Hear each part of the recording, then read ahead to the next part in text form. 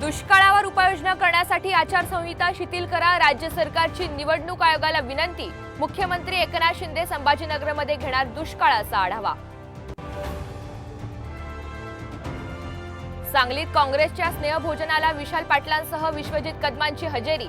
चंद्रहार पाटलांऐवजी विशाल पाटलांची प्रमुख उपस्थिती असल्यानं चर्चांना उधाण।